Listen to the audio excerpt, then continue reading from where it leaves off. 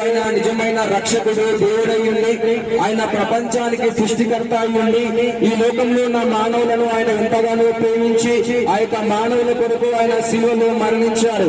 ఆ యొక్క శిలువలో మనందరి కొరకు మరణించి ఆయన ప్రాణ త్యాగాన్ని చేసిన ఆ యొక్క గొప్ప రక్షకుడికి సంబంధించిన ఆ యొక్క గొప్ప సువార్త మీకు ప్రకటించబడుతుంది.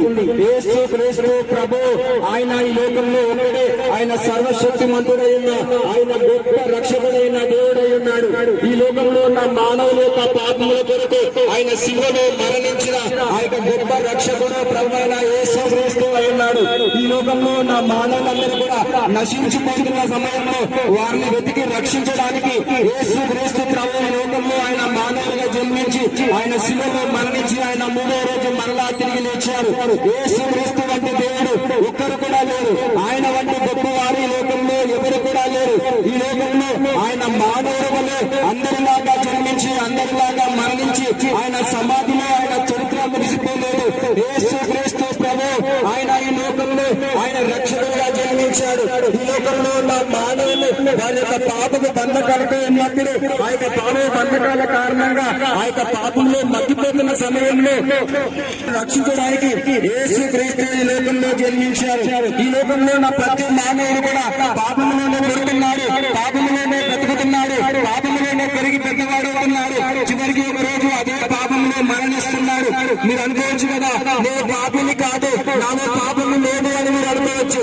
కానీ ప్రతి మానవుడు కూడా పుట్టుకతోనే పాపముతో జన్మిస్తున్నాడు. మానవుడు యొక్క స్వభావము ఆ యొక్క లక్షణమే పాప స్వభావంగా ఉన్నది. ఈ బైబిల్ ఏమని తెలియజేస్తుంది అంటే ఈ లోకంలో మీరు మందులు ఒక్కరు కూడా లేరు, అందరూ కూడా పాపము చేసి దేవుడిచిన మహిమను కోల్పోయారు అని చెప్పి బైబిల్లో రాయబడి ఉంది. ప్రతి ఒక్కరు కూడా ఆ యొక్క పాపం కారణంగా ఈ లోకంలో మరణాన్ని తెచ్చుకున్నారు. పాపానికి వచ్చిన జీతం ఏంటి అంటే మరణం, మరణానికి వచ్చిన జీతం ఏంటి అంటే నరకం.